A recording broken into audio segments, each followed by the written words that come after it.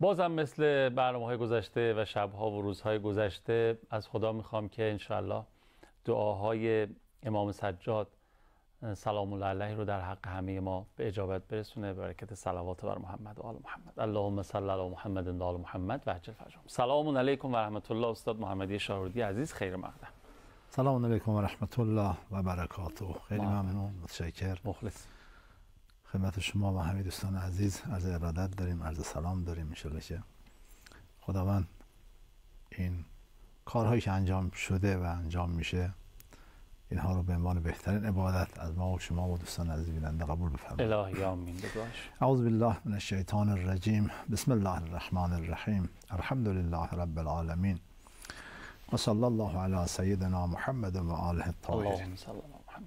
عرض سلام و اراده دارم خدمت دوستان عزیز بیننده و آرزوی سلامتی، طول عمر، توفیقات روزافزون، آرزوی قبولی طاعات، عبادات، روزها، نمازها و آرزوی برخورداری از فیوزات و برکات این ماه. دیگه یواش یواش داره ماه تموم میشه و باید یه دعایی هست که در ماه رمضان تا 20 یه بار خونده میشد. اعوذ بجلال وجهک الکریم ان ینقضی عنی شهر رمضان او یطلع الفجر من لیلة هذه ولک قبلی تبعة او ذنب تعذبون علیه. یا خدا من به تو پناه میبرم که ماه رمضان تموم بشه یا تا همین یک شبی که الان توش هستیم به صبح برسه و هنوز من گناهی به گردنم باشه که بخشیده بشه. این دعا تو دهه آخر 3 بار خونده میشه. تکرار میشه که روزی 3 بار باید بخونیم. همون شب‌ها که خونده میشه هر شب 3 بار خونده میشه. انشاءالله خدای متعال همه اینها رو قبول کنه و انشاءالله که حج بیت الله الحرام رو گرفته باشید. اللهم ارزقنی حج بیت الحرام قد خوندید و زیارت اهل بیت علیهم السلام رو و خیر دنیا و آخرت رو. دعاهای خیلی زیبایی تو ماه مبارک رمضان داریم از لحاظ مضمون هم از لحاظ سند. انشاءالله خدا همین ها رو قبول بفرماید و انشاءالله که از فیوزات و برکات بقیه ما هم ما و شما برخوردار باشیم و خدا هم نظر لطفش رو بر همه مؤمنین و مؤمنات روزافزون بفرماید. الهی آمین. خیلی خسران زده است دیگه واقعا به نظرم اون کسی که این بار عام این چی بگم وفور نعمت، مغفرت و برکت که کسی بهره نتونه ببره. فرمودن که اگر کسی نتونه تو ماه مبارک دیگه عرفه و آره دیگه نباید امید داشته باشه مگر اینکه در موسم حج در موقع عرفات اونجا بتونه کاری کنه ولی دیگه در طول سال. حالا ما 2 دقیقه بعدمون خبر نداریم تا اون موقع با اونجا اون فضا رو درک کنیم نکنیم. اونجا هم تازه توفیق عبادت تا توفیق حال دعا و اینها باشه. آره معلوم نیست. بعدش هم عقل میگه نقد و ول نکن. نسیارش هست. هنوز فرصت باقی هست. به حق امشب. به حق امشب که خودش شب خاصیه توی 30 شب ماه مبارک رمضان، شب 27. میخوان راجع به شب 27 صحبت بکنیم؟ بله. شب 27 در ماه رمضان شب‌های فرد غسلش مستحب بود تا 20. دهه آخر هر شب غسلش مستحبه. در شب 27 به طور ویژه مستحبه. اهل سنت 27 رو شب قدر میدونن. شب 27 رو شما اگه مثلا مکه مشرف بشید شب 27 وارد مسجد حرام بشید دیگه نمیتونید بیرون تا 24 ساعت بعدش. خیلی شلوغ میشه، از هر تاس همه جا میان اونجا جمع میشن و یک اشاره هم به دعا هست که البته ما معتقدیم که دعاها جابجا شده. دعای روزها که خونده میشه. شب بسیار شریفی است، شب بسیار عزیزی است. یک دعای امام سجاد علیه السلام داشت در این شب که سر شب تا صبح این دعا رو تکرار میشن که به بحث معاد ما هم خیلی مربوط میشه. این دعای امام سجاد عرض می‌کرد که اللهم ارزقنی تجافی عن دار الغرور والانابة الی دار الخلود والاستعداد للموت قبل حلول الفوت. و در این شب که شب مهمی است من 3 چیز از تو تقاضا میکنم. 3 تا روزی. اللهم ارزقنی 3 تا روزی میخوام ازت. 1 اینکه از این سرای فریبکار و فریبنده خودم رو بکنم. حقیقت اینه که آقای قوامی که ما با صدها بند به دنیا چسبیدیم، به زمین بسته شدیم. وقت مرگ انسان میخواد این بنده قیچی بشه، اون میشه سکرات، میشه غمرات، میشه تلخی های جان کندن. که پیامبر فرمودن که بین مؤمن تا بهشت معتا حول 200 حول و خطر و سخت ترس و این چیزا وجود داره. اهونهن الموت، آسونترین این احوال همین اولیش مرگ باشه. بعد فرمود الله 70,000 ضربة بالسیف اهون من جذبة من جذبات الموت. 70,000 ضربه شمشیر بر پیکر انسان وارد بشه برای آسان‌تر از یکی از جانکندگی از جذبه های موت. لا لا اینا همه به خاطر چسبیدن به زمینه، چسبیدن به دنیا. حالا امام تقاضا میکنه اینجا که خدایا تو به من روزی کن، اللهم ارزقنی چی؟ التجافی. تجافی یعنی کنده شدن. بله بله. مثلا نیمخیز میشه موقع نماز که یه رکعت عقب مونده روزانش بله میشه، اونش میگن تجافی. دوندا وقتی میخوام استارت بزنن، اون استارت که میخوام نیمخیز دیگه شلیک شد با سرعت برم. ما باید نسبت به دنیا در حال تجافی باشیم. اینقدر آماده رفتن آره، ولی اگه چسبیده باشیم اون وقت میشه همون سکرات، میشه همون قمرات خیلی سخت. 2 والانابه الی دار الخلود. انابه یعنی توجه، بازگشت، نگاه به اون سرای جاودانگی، اون جایی که همیشه باید زندگی بکنیم. یه نیم نگاهی داشته باشیم تو دنیا زندگی میکنیم، اب نداره ببینیم که مقصد کجاست. عقل حکم میکنه انسان گاهی اون قله رو ببینه که یه وقت اشتباه نکنه، اشتباه نره. این میشه همون انابه، بازگشت. چون ما از اونجاییم دیگه، ما از بالاییم و بالا میرویم، ما از اونجاییم و آنجا میریم. خب انسان باید گاهی یه نگاهی به اونجا داشته باشه. امام عرض میکنه خدا به من روزی کن که توجه به اونجا داشته باشه. جمله سوم خیلی مهمه، ول استعداد للموت قبل حلول الفوت. خدا روزی میکن که قبل از اینکه وقت از دست بره، سرمایه از دست بره، عمر از دست بره، آماده این حرکت، آماده این سفر باشه. الهی آمین. امام این دعا را سر شب تا صبح در حالات مختلف، ایستاده، نشسته، در رکوع، در حالات مختلف این دعا را امام تکرار میکرد. حالا این استعداد موت رو ما شاید قبلا صحبت کرده باشیم که منظور از این استعداد موت چیه. یادآوری میکنم دوستان که اگه یادشون رفته، اگر ما 3 کار انجام بدیم به این استعداد رسیدیم. 1 اداء الفرائض، 2 اجتناب عن المحارم، واجبات انجام بدیم، محرمات ترک کنیم، 3 والاشتمال علی المکارم، اخلاقمون خوب کنیم. بعد حضرت فرمود که دیگه لا یبالی ابقى علی الموت و الموت علی والله لابن ابی طالب لا یبالی ابقى علی الموت و الموت علی. به خدا قسم پسر ابو طالب باک نداره که مرگ بیاد سراغش یا او بره سراغ مرگ. چرا؟ چون واجبات رو انجام داده، محرمات رو ترک کرده، اخلاقش هم خوبه. بله، این استعداد رو پیدا کرده. هر کسی این استعداد رو پیدا کرد دیگه واقعش نباشه. میخواد 1000 سال عمر کنه که البته 1000 سال نداریم، ما 120 سال میگن یا اصطلاح دیگه میگن مثلا 120. میخواد 120 سال کنه یا میخواد 20 سال کنه، فرقی نمیکنه. خیلی ممنون.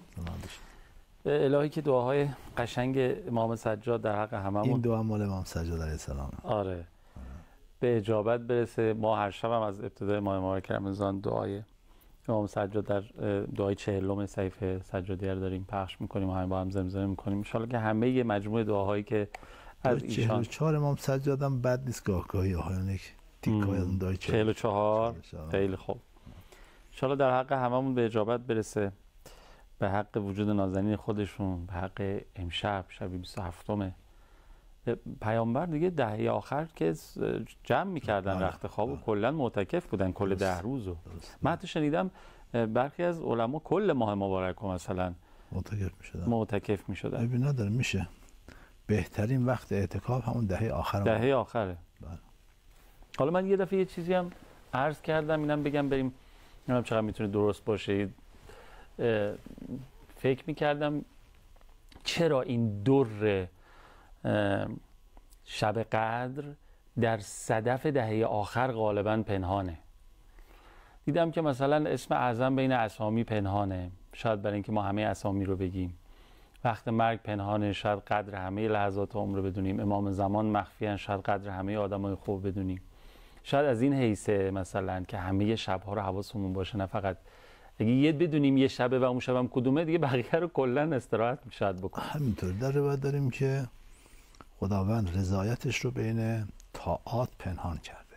آره. نگفته کدام یک از اینها واسه خوشنودی. آره. که انسان‌ها هیچ طاعتی رو کم نشمرن. آره. ما چه خبر داریم؟ گاهی بنده فکر میکنم مثلا حالا گاهی ما خب برنامه‌هایی داریم شاید چند میلیون مثلا برنامه‌های بین المللی که چند میلیون خودشون میگفتن 40 تا 50 میلیون مثلا شما مخاطب، و گاهی هم 7-8 نفر توی جلسه نشستیم دور هم، میگم معلوم نیست کدام خدا قبول میکنه. ما که خبر نداریم که شاید همین خدا قبول کرد، اونا گفت که خب اونجا خلوص نبود، چنین نبود، نه اونا رو ما قبول نداریم. آره. خداوند خوشنودی و رضای خودش رو در بین اینها پنهان کرده که ما هیچ طاعتی رو کوچک نشمریم.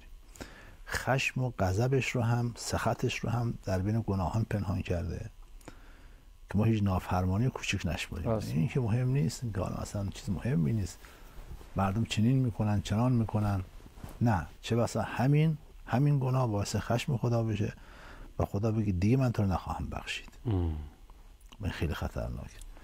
و 3 دوستانشو در بین، دارم روایت میگم. آره خیلی جالب. دوستانشو در بین بندگانش پنهان کرده تا ما به همه احترام بذاریم، همه رو هیچ کس رو تحقیر نکنیم. چه بسا همون کسی ما کوچیک میبینیمش پیش خدا دوست خداست و خدا اون رو از خیلی از ماها خیلی بالاتر میدونه. زمانی به حضرت موسی گفت که برو بدترین، شرورترین، خبیثترین کلکسیون شرارت و بدی ها رو پیدا کن بیار. خب حضرت موسی رفت گشت در بین مردم، یه نفر پیدا کرد که از هر جهت همه بدی ها درش جمع شده بود، ظاهر و باطن و گناه و همه چی، کفر و شرک و همه چی توش جمع شده بود. گفت همین اون سوژه‌اش که خدا خواسته. بعد با خودش فکر کرد نکنه که همین پیش خدا از من عزیزتر باشه، من چه خبر دارم. رفت گفت خدا من از خودم بدتر کسی پیدا نکردم. خدا فرمود اگر همونم می آوردی مقامت پیش ما سقوط میکرد، مقامت میاد پایین. همون که از هر جهت بد بود ما چه خبر داریم. واقعا همینطوره. به هر حال خداوند دوستانشو در بین بندگانش پنهان کرده تا ما همه رو احترام داشته باشیم. که خیلی ممنونم. به نظرم از این قاعده و فرمولی که فرمودن بعضی از این شرکت ها هم استفاده میکنن، یه جایزه بزرگ میذارن توی یکی از محصولاتشون ولی نمیگن، میگن ولی توی یکیش هست. شما مشتاق میشی برای رسیدن به اون همه این محصولات، یعنی بیشتر محصولات استفاده کنی که اون جایزه بزرگه برسی. الهی که اون جایزه بزرگه تا اینجای ماه مبارک رمضان نصیب و قسمت من شما شده باشه، اگرم نه تو در ادامه امشب شباتی بهش برسیم. بریم برگردیم سوال شما رو میپرسم. بفهم.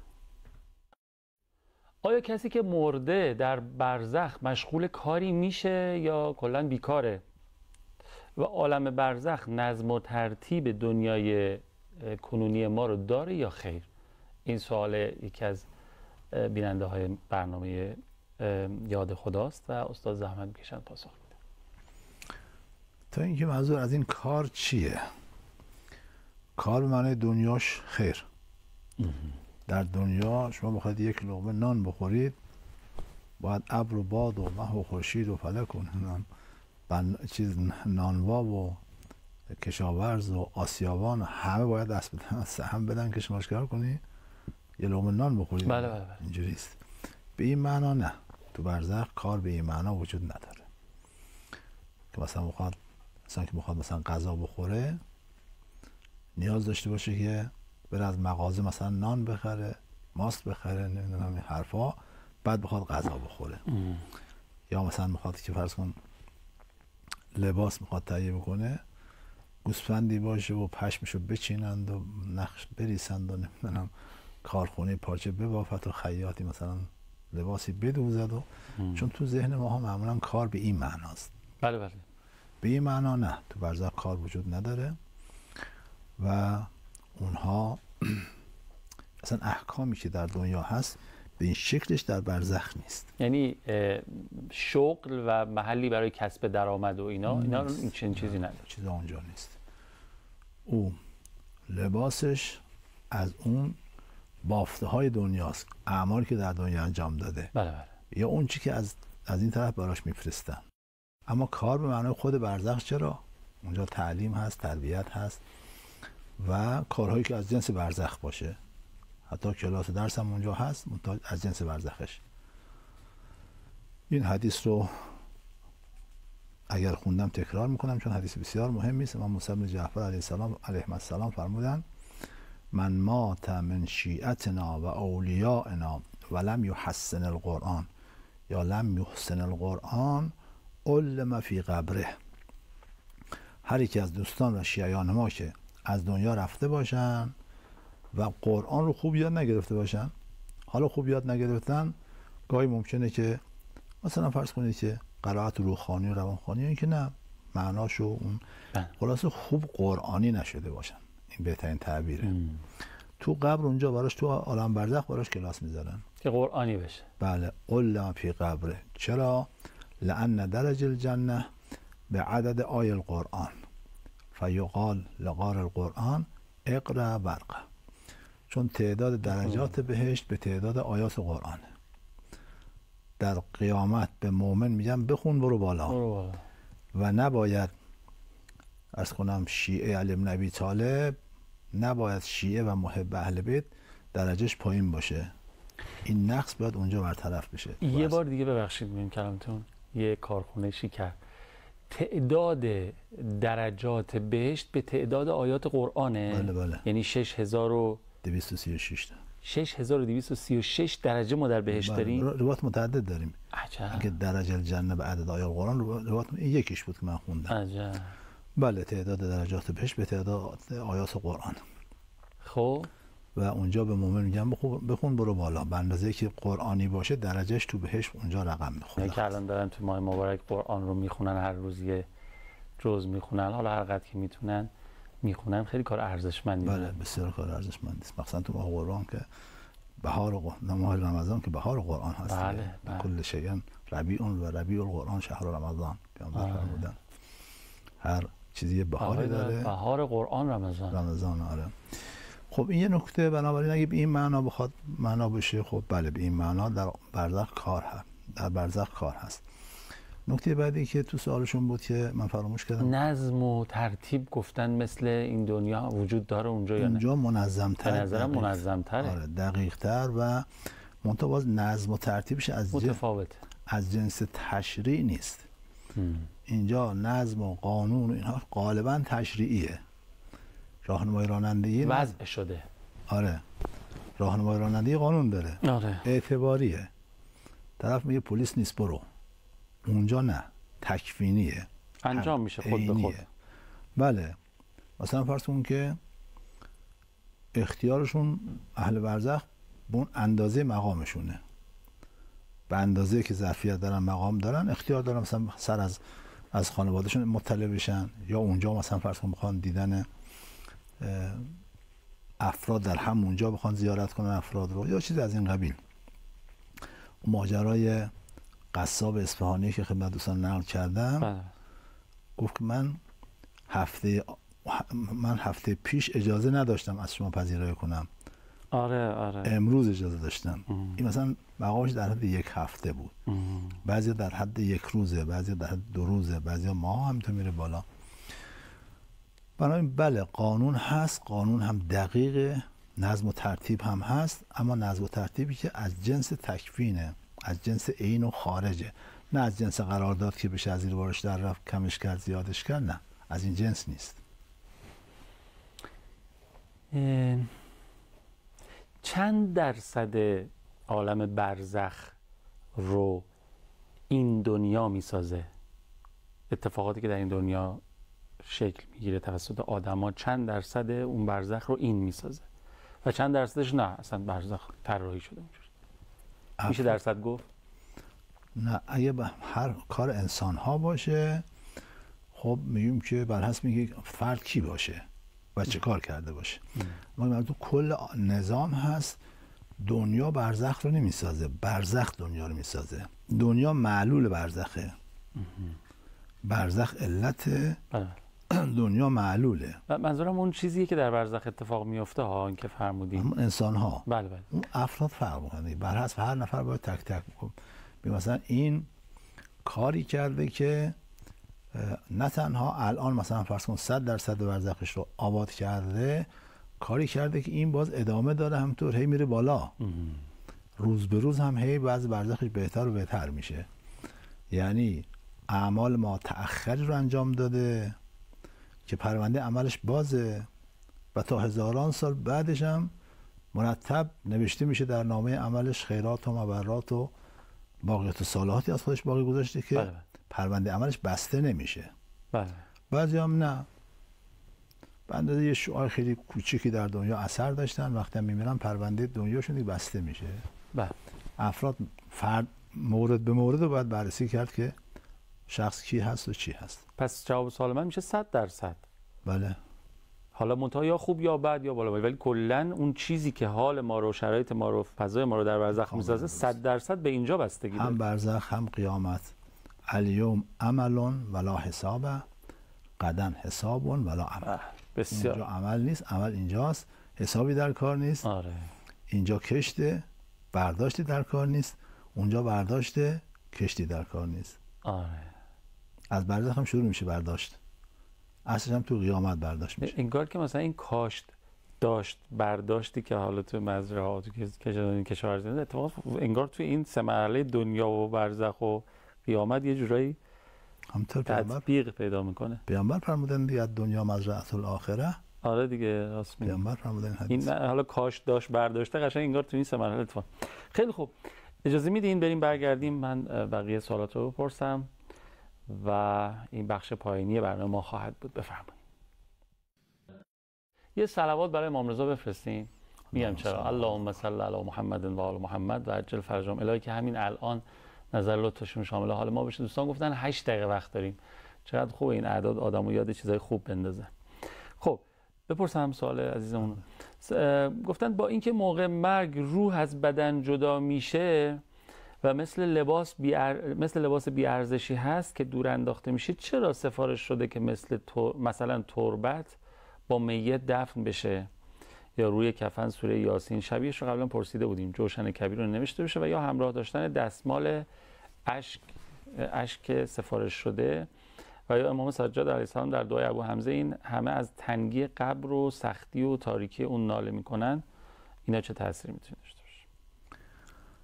بخش اول این دو بخش داره. بخش اولش که این بدن دیگه نقشی نداره. البته بعضی نظرها اینه که چرا، بعضی نظرها اینه که دوباره روح به همین بدن برمیگرده. سوال نکیر و منکر از همین بدنه. خدمت شما عرض کنم که فشار قبر بر همین بدنه و قبر همین قبر. یه نظره. نظر ما که این نیست. ما معتقدیم که اون بدن برزخی که مورد سوال واقع میشه خود نفس انسانه، اون تا ابزارش، اون زبانی که اونجا باید جواب بده زبان برزخیه. اراده با نفسه که میتونه جواب بده، میتونه جواب نده و الی آخر. درست.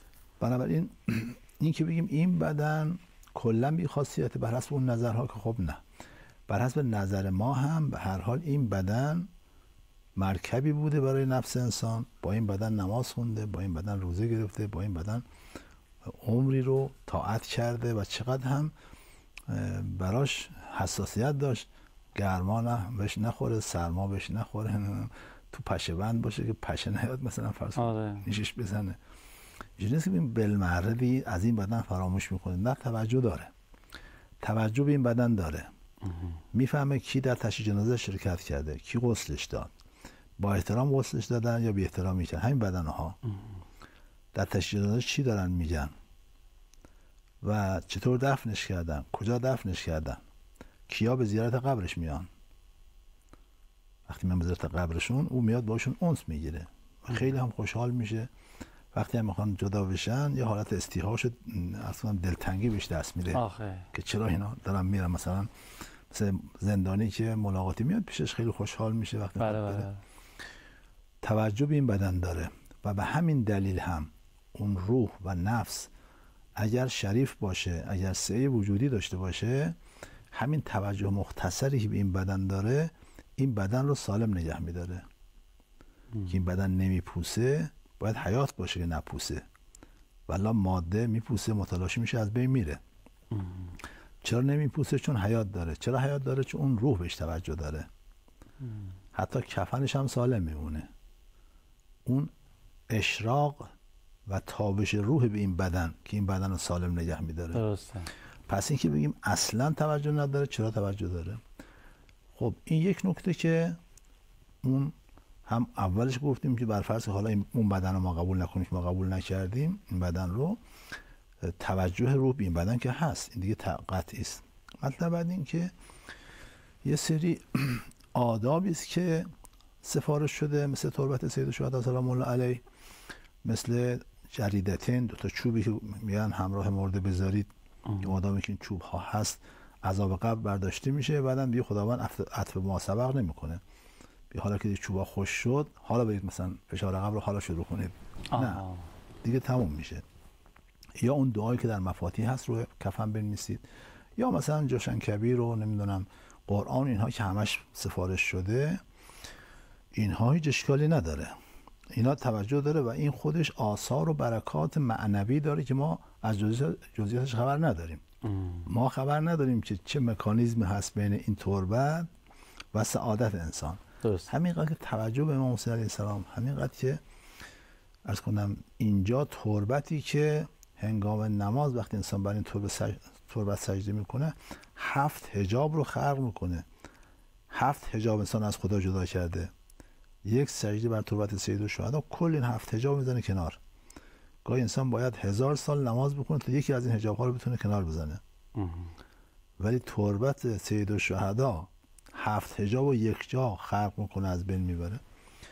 ما نمیدونیم چه عظمتی داره، چون میدونیم اینه که دستور دادن که مستحبه که این کارا رو بکنید و این کارا رو میکنیم. اما راجع به این که اون دستمالی که انسان گریه کردین رو ما جایی ندیدیم. اینا بیشتر ذوقیه. کسانی گفتن بیشتر از ذوق خودشون استفاده کردن.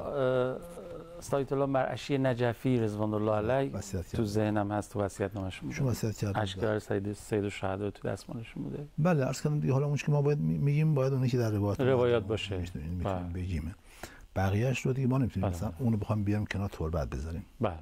تربت داریم تو روایت، ولی این رو نداریم. خب دیگه حالا دیگه حرفای ذوقی است که آقایون گفتن، حتما اونها برای خودشون مدرکی داشتند و سندی داشتن. درست. این یک بخش. اما بخش بعدی سوالشون که اون بخش خیلی مهمتر بود از این بخش، که اجازه بدیم من یه لحظه ببینم عین کلامشون. گفته بودن که امام سجاد در دعای ابو حمزه این همه از تنگی قبر و سختی و تاریکی. اون دیگه بحث این قبر نیست.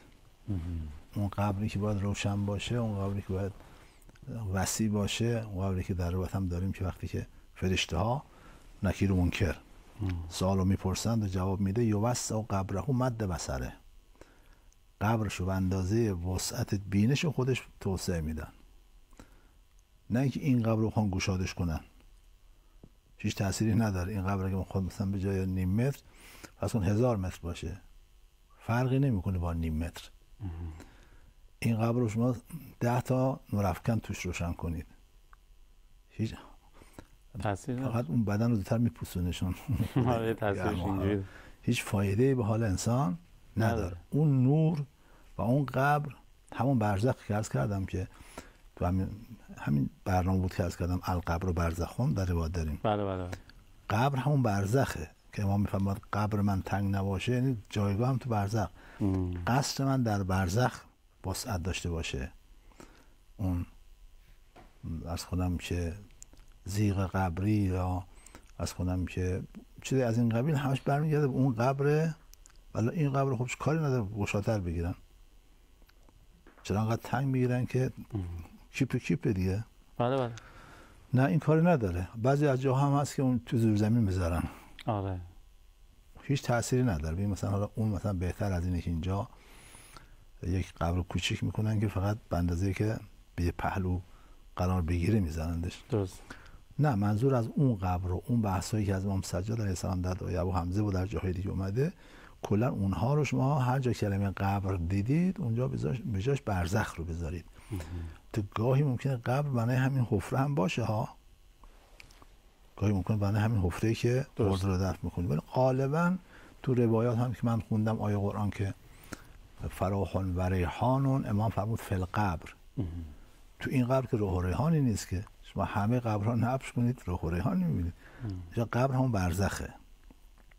و جنت النعیم فرمود فی الاخره. اینجا قبر همین برزخ، اون آخرت هم که آخرت باشه. بنابراین اونها رو شما همه رو ببرید سراغ هم عالم برزخ. خیلی ممنونم استاد. دست شما در نکنه. استفاده کردیم. عواملی نداریم. بخیر باشه ان شاء الله. مخلص شما هستیم همچنین. التماس دعا. یا حق. خداحافظ.